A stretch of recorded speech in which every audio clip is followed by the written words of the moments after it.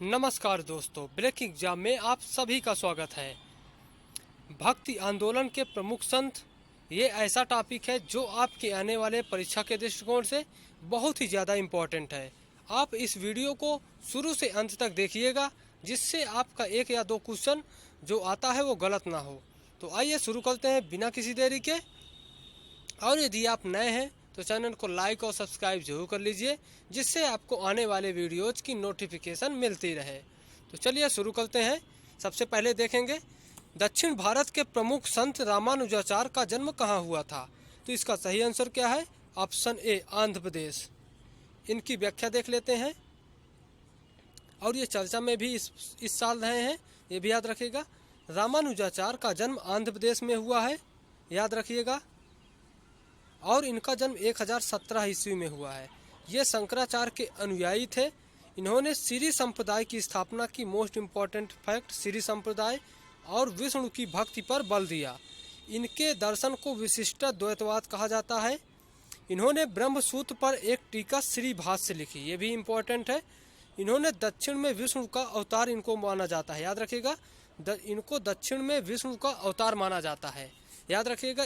Statue of equality Hyderabad में इन्हीं की स्मृति में बनाई गई है, जिसका प्रधानमंत्री ने अनावरण किया है, याद रखिएगा। 216 फीट उसकी ऊंचाई है, ये भी याद रखिएगा। तो ये कुछ इम्पोर्टेंट फैक्ट थे जो श्री रामानुजाचार्य से संबंधित है। अगला देख लेते हैं। दक्षिण भारत के प्रमुख संत निम्बकाचार्य का जन्म कहाँ हुआ था। तो इसका सही आंसर है ऑप्शन ए, कर्नाटक में इनका जन्म हुआ था। इसकी व्याख्या देख लेते हैं। इनका जन्म कर्नाटक के वेल्लोरी में हुआ था, ये याद रखिएगा। इन्होंने सनक संप्रदाय की स्थापना किया। ये यूपीएसआई 2021 में पूछा हुआ क्वेश्चन है। और इन्होंने भी विष्णु की उपासना पर बल दिया। तो ये काफ़ी इम्पोर्टेंट है कि इन्होंने किसकी उपासना पर बल दिया? विष्णु की उपासना पर। और इन्होंने सनक संप्रदाय की स्थापना की। और इनका जन्म कर्नाटक के वेल्लोरी में हुआ। आगे देख लेते हैं। दक्षिण भारत के प्रमुख संत मध्वाचार्य ने किस दर्शन का प्रचार प्रसार किया। तो इसका सही आंसर है ऑप्शन बी, द्वैतवाद, याद रखिएगा। मध्वाचार्य का संबंध द्वैतवाद से है। इनकी व्याख्या देख लेते हैं। मध्वाचार्य 13वीं शताब्दी के महत्वपूर्ण संत थे। इन्होंने ब्रह्म संप्रदाय की रचना किया या स्थापना किया, ब्रह्म संप्रदाय की। और इन्होंने भी विष्णु की उपासना पर बल दिया। ये काफ़ी इम्पोर्टेंट है कि इन्होंने ब्रह्म संप्रदाय की स्थापना पर बल दिया। ये कई बार एग्जामों में पूछा हुआ है। और ये 13वीं सदी के संत थे। अगला क्वेश्चन देखते हैं। उत्तर भारत के प्रमुख संत रामानंद का जन्म कहाँ हुआ था।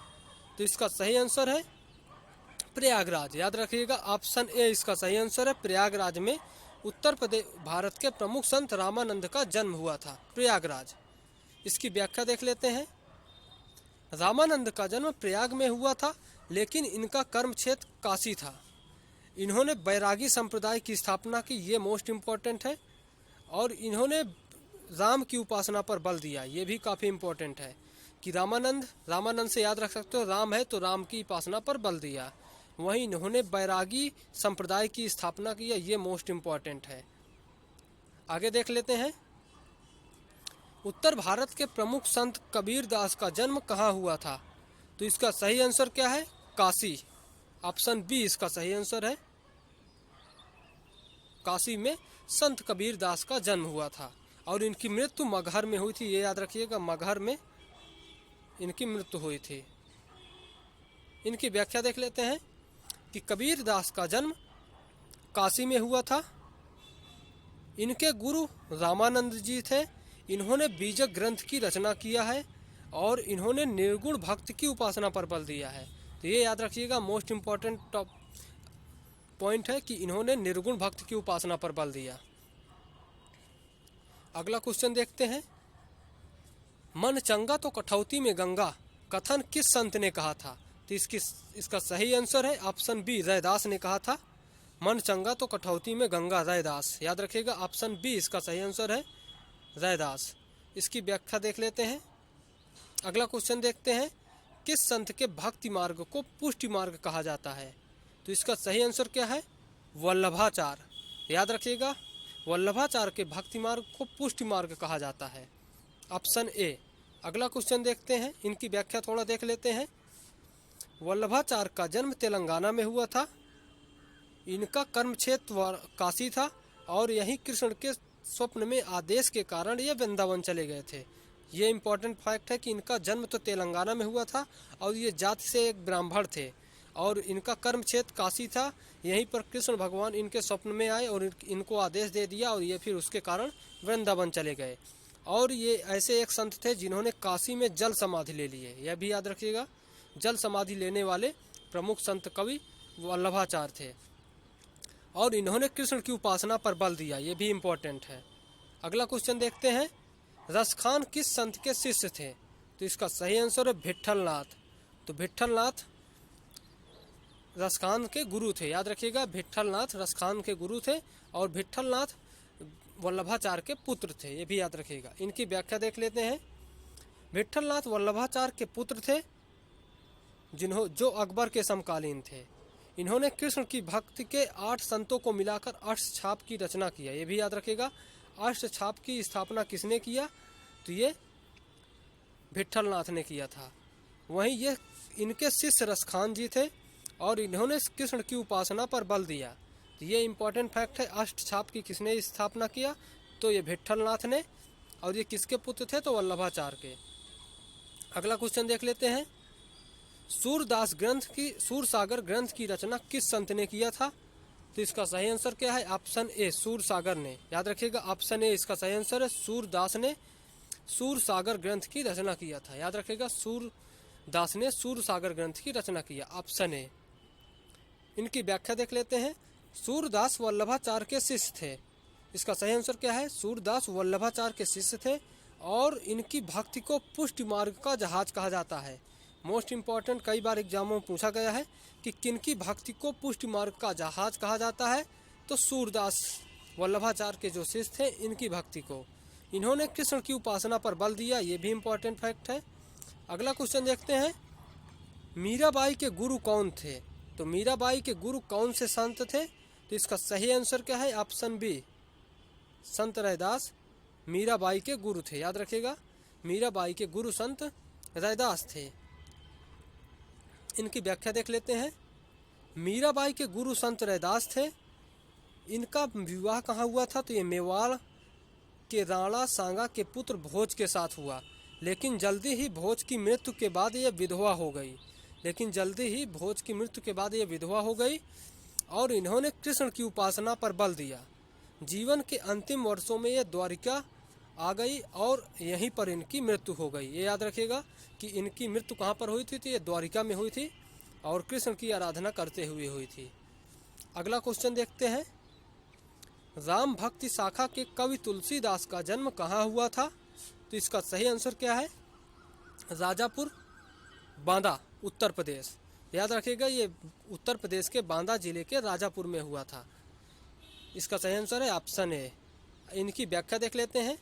तुलसीदास का जन्म राजापुर में हुआ था। इनकी पत्नी का नाम रत्नावली था।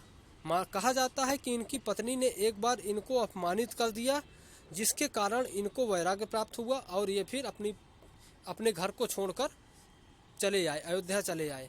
यहीं पर इन्होंने रामचरितमानस की रचना की, जो अवधी भाषा में लिखी गई है। याद रखिएगा, रामचरितमानस की रचना अवधी भाषा में गोस्वामी तुलसीदास ने किया है और ये एक महाकाव्य है। अगले क्वेश्चन देखते हैं, वरकरी संप्रदाय की स्थापना किस संत ने किया था? तो इसका सही आंसर क्या है? नामदेव। ऑप्शन ए इसका सही आंसर है। वरकरी संप्रदाय की स्थापना संत नामदेव ने किया था। अगला क्वेश्चन, इसकी व्याख्या देख लेते हैं।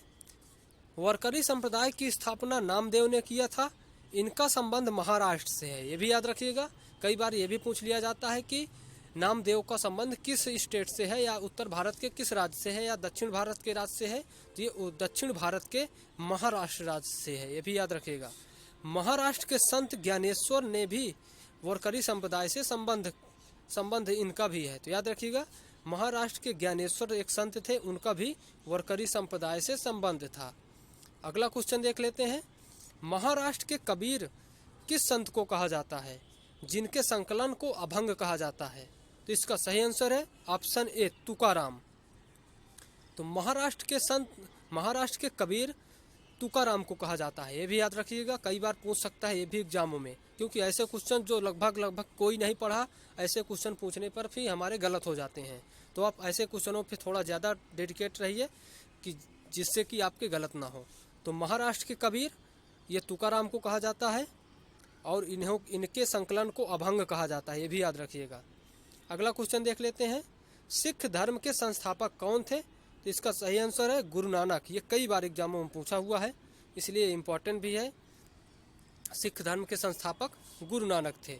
इनकी व्याख्या आइए देख लेते हैं। गुरु नानक देव का जन्म पंजाब के तलवंडी में खत्री परिवार में 1469 ईस्वी में हुआ था। याद रखिएगा 1469 ईस्वी में पंजाब में काली बिन नदी के किनारे इनको ज्ञान प्राप्त हुआ और यह बाबर के समकालीन थे। याद रखिएगा बाबर के समकालीन थे ये, और इनको काली बिन नदी के किनारे ज्ञान प्राप्त हुआ था। इनके उपदेश सिख धर्म के 5वें गुरु अर्जुन देव ने संकलित किए हैं। यह भी काफ़ी इम्पोर्टेंट फैक्ट है कि इनके जो उपदेश थे किस गुरु ने संकलित किए हैं, तो वो अर्जुन देव ने। अगला क्वेश्चन देख लेते हैं, गुरुमुखी लिपि के प्रवर्तक कौन थे? तो इसका सही आंसर है ऑप्शन ए गुरु अंगद थे। अगला क्वेश्चन देखते हैं, गुरु नानक अमृतसर नामक नगर की स्थापना किसने किया? तो इसका सही आंसर क्या है? रामदास। ऑप्शन डी इसका सही आंसर है। अमृतसर नामक नगर की स्थापना किसने किया? रामदास। अगला क्वेश्चन देखते हैं, अमृतसर नगर में स्वर्ण मंदिर को किसने बनवाया था? तो इसका सही आंसर क्या है? गुरु अर्जुन देव ने। ऑप्शन डी इसका सही आंसर है। गुरु अर्जुन देव ने अमृतसर नगर में स्वर्ण मंदिर को बनवाया था, और ये सिखों के 5वें गुरु थे। यह भी याद रखेगा, गुरु अर्जुन देव 5वें सिख गुरु थे। अगला क्वेश्चन देख लेते हैं, इनकी व्याख्या देख लेते हैं। अर्जुन देव अमृतसर नामक नगर में स्वर्ण मंदिर